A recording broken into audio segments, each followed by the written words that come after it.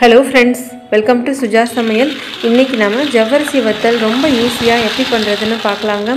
இதே மாதிரியே நிறைய வடாம் ரெசிபியோட லிங்க் வந்துட்டு நான் டிஸ்கிரிப்ஷன் பாக்ஸ்ல கொடுத்திருக்கேன். அந்த வீடியோலாம் பார்க்கணும்னு நினைச்சீங்கன்னா அந்த லிங்கை செக் பண்ணி பாருங்க. வாங்க இப்போ வீடியோக்குள்ள போலாம். இதுக்காக நான் இன்னைக்கு 1 கப் அளவுக்கு மாவு ஜவ்வரிசி எடுத்துர்க்கேங்க. நைலான் ஜவ்வரிசிக்கு பதிலா மாவு ஜவ்வரிசியிலே வடாம் செய்யுங்க, அப்பதான் நல்லா வரும். நீங்க எந்த கப்ல வேணாலும் மெஷர் பண்ணி எடுத்துக்கோங்க. இப்போ இந்த மாவு ஜவ்வரிசியை 2 வாட்டி தண்ணி ஊத்தி நல்லா கழுவிட்டு வந்துறலாம். ரொம்ப நேரம் கழுவ கூடாதுங்க. 2 வாட்டி மட்டும் லைட்டா வாஷ் பண்ணி எடுத்துக்கோங்க. இப்போ 2 வாட்டி தண்ணி ஊத்தி கழுவியாச்சுங்க. நீங்க 1 கப் அளவு ஜவ்வரிசி எடுத்துக்கிட்டீங்கன்னா அதுலயே 1/2 கப் அளவுக்கு தண்ணி ஊத்தி இத ஒரு 5 மணி நேரம் நாம ஊற வச்சுக்கலாம். இது ஊறட்டும். இப்போ ஒரு 5 மணி நேரம் நல்ல ஜவ்வரிசி ஊறிடுச்சு. நாம எந்த கப்ல ஜவ்வரிசியை மெஷர் பண்ணோமோ அதே கப்லயே இப்போ ஒரு 7 கப் அளவுக்கு தண்ணி அளந்து இப்போ நான் தண்ணியை நல்லா கொதிக்க வச்சிட்டு இருக்கேங்க. தண்ணியை கண்டிப்பா நல்லா கொதிக்க வச்சதுக்கு அப்புறமா தாங்க சேர்த்துக்கணும். இப்போ 5 மணி நேரத்துக்கு அப்புறமா இந்த ஜவ்வரிசி எந்த அளவுக்கு ஊறி இருக்குன்னு பார்க்கலாங்க. பாருங்க, கையில லேசா தொட்டு பார்த்தாலே இது எந்த அளவுக்கு மசிஞ்சு வருதுன்னு. இப்போ இதுல நாம நல்லா கொதிக்க வச்சு எடுத்து வச்சிருக்கிற இந்த 7 கப் தண்ணியை சேர்த்துக்கலாம். முதல்ல நாம ஊற வைக்கிறதுக்காக ஒரு 1/2 கப் தண்ணி சேர்த்தோம். இப்போ இதுல 7 கப் அளவுக்கு தண்ணியை மெஷர் பண்ணி இத கூட சேர்த்துக்கிறோம். இந்த தண்ணியை சேர்த்துட்டு நல்லா இத ஒரு வாட்டி கலந்து விட்டுக்கோங்க. நல்லா இந்த காய்ச்சின சுடு தண்ணி சேர்த்ததுக்கு அப்புறமா இது ஒரு நாள் நைட் ஃபுல்லா நல்லா ஊறட்டுங்க. இந்த ஹீட்லயே இந்த ஜவ்வரிசி வந்து நல்லா வெந்துரும். இப்போ இது நைட் ஃபுல்லா நல்லா ஊறட்டும். காலையில எப்படி இருக்குன்னு பார்க்கலாம். காலையில 6 மணி ஆகுதுங்க. இப்போ இது எப்படி இருக்குன்னு பார்க்கலாம். நான் நேத்து சாயந்தரம் 4 மணி போல ஜவ்வரிசியை 1/2 கப் தண்ணி ஊத்தி முதல்ல ஊற வச்சிருந்தேன். திருப்பி நைட் 9 மணிக்கு 7 கப் சுடு தண்ணி சேர்த்து இத ஊற வச்சிருக்கேங்க. பாருங்க, இப்போ இந்த ஜவ்வரிசி நல்லா வெந்து வந்துருச்சு. இப்போ இது எல்லாத்தையும் கொஞ்சம் கொஞ்சமா மிக்சர் ஜார்ல சேர்த்து நல்லா அரைச்சு எடுத்துக்கலாம். இதுக்கு நாம தனியா தண்ணி எதுவும் சேர்த்து அரைக்க தேவையில்லைங்க. இதுல இருக்கிற தண்ணியே போதும். இப்போ அரைச்சு எடுத்துக்கலாம்.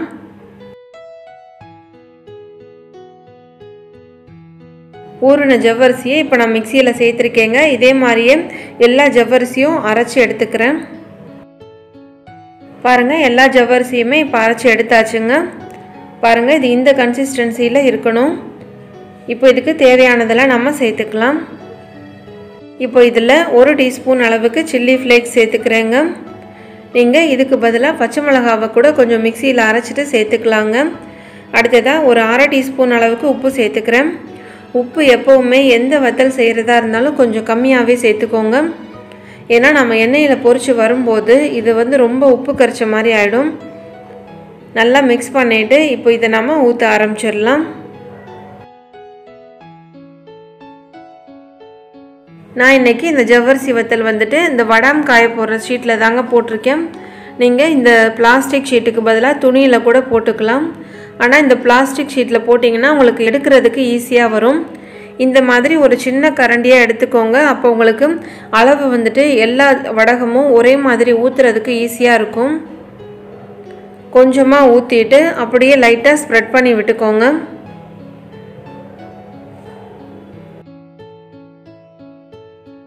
இது எல்லாத்தையும் ஊற்றிட்டு ஒரு 2 நாளைக்காவது நல்லா வெயிலில் காய வச்சு எடுத்துட்டு அதுக்கப்புறம் நான் உங்களுக்கு காமிக்கிறேங்க. ஒரு நாள் வெயிலில் காய வச்சதுக்கு அப்புறமா இது நல்லா காஞ்சிருங்க. அதுக்கப்புறமா அதை எல்லாத்தையும் திருப்பி போட்டு இன்னொரு நாளைக்கு நல்லா 2 சைடும் வெயிலில் காய வச்சு எடுத்துக்கோங்க. இப்போ வெயிலில் காய வச்சதுக்கு அப்புறமா இது எப்படி இருக்குன்னு பார்க்கலாம். பாருங்க, இப்போ 2 நாள் நல்லா வெயிலில் காஞ்சிருச்சுங்க.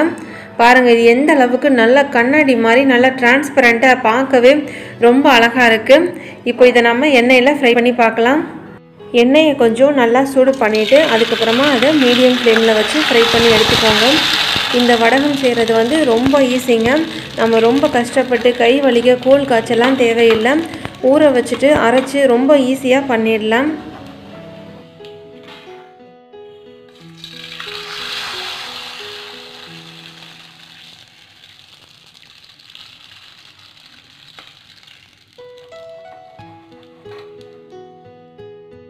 அவ்வளோதாங்க, நல்ல டேஸ்டான நல்ல கிறிஸ்பியான ஜவ்வரிசி வடாம் இப்போது ரெடி ஆகிடுச்சு.